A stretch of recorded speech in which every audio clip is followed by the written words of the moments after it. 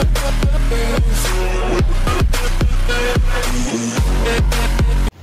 guys, எல்லாருக்கும் வணக்கம்.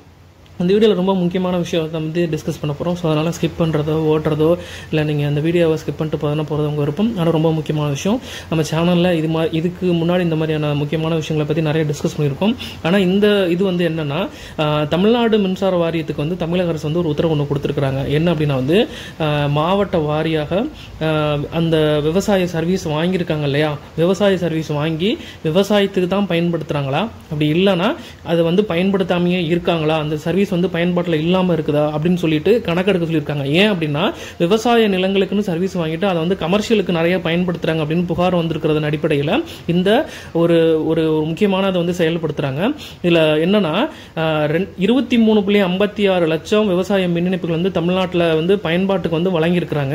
இது வந்து தமிழக அரசு வந்து விவசாய பணிகளை வந்து ஊக்குவிக்கிறதுக்காக இதுக்கு எல்லாமே வந்து ஃப்ரீ தான். மற்ற நம்ம எதை கம்பேர் பண்ணாலும் அதுக்கு நம்ம வந்து ஒரு யூனிட்டுக்கு இவ்வளோன்னு பணம் கட்டுற மாதிரி இருக்கும். சோ இந்த மின்சார திட்டத்தின் கீழே வந்து 40,000க்கு மேற்பட்ட சர்வீஸ் வந்து வழங்கினதாக சொல்றாங்க. நீர்நிலைகளில் வறட்சி ஏற்பட்டு பாசனத்துக்கு தண்ணி இல்லாத காலங்களில் பயிர்களுக்கு மின் மோட்டார்கள் மூலமாக நீர் இறைத்து விவசாயிகள் பாய்ச்சுகிறார்கள். எனவே விவசாயிகளுக்கு இலவச மின்சார திட்டம் என்பது ரொம்ப முக்கியமான விஷயம். ஸோ இதை பயன்படுத்திட்டு இருக்கவங்களுக்கும் இதை வாங்க நினைக்கிறவங்களுக்கும் இது எவ்வளவு முக்கியங்கிறது உங்களுக்கு நல்லாவே தெரியும். ஆனா இந்த இலவச விவசாய மின் இணைப்புக்கு ஒவ்வொரு மின் இணைப்புக்கும் ஆண்டுக்கு 30,000 வந்து மின்சாரத்துறைக்கும் வேளாண்மை துறை வந்து வழங்கி வருகிறது. விவசாய பணிகள் பாதிக்காமல் இருக்கிறதுக்கும் விவசாயியோட வாழ்வாதாரத்தை பாதுகாக்கிற விதத்திலையும் இந்த நடவடிக்கைகளையும் சலுகைகளையும் வந்து தமிழக அரசு செய்து வருகிறது. இது வந்து கிட்டத்தட்ட ஒரு 15-20 காலமாக வந்து இது பயன்பாட்டில் இருக்குது. அதுக்கு முன்னாடி வரைக்குமே வந்து இலவச சர்வீஸ் கிடையாது தமிழ்நாட்டில் பொறுத்த மட்டும்.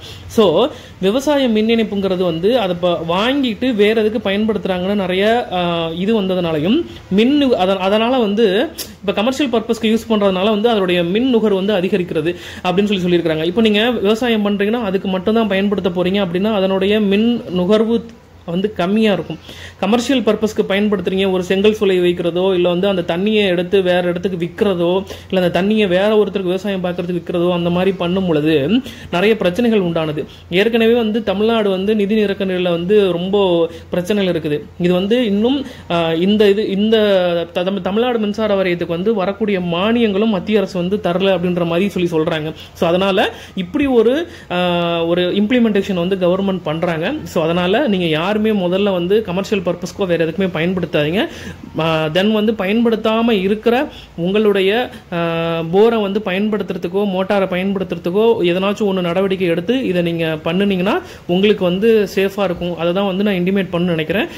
இந்த வீடியோ வந்து உங்க ஃப்ரெண்ட்ஸ் எல்லாருக்குமே ஷேர் பண்ணி இந்த அவேர்னஸை கொடுங்க. அதுதான் நீங்க நம்ம சேனலை இவ்வளவு நாள் ஃபாலோ பண்ணதுக்கான ஒரு நல்ல ஒரு விஷயமா இருக்கும் நான் நினைக்கிறேன். ஸோ நன்றி நண்பர்களே, இன்னொரு வீடியோவில் பார்ப்போம். இதுதான் உங்கள்கிட்ட நான் டிஸ்கஸ் பண்ண நினைச்சது. நன்றி, வணக்கம்.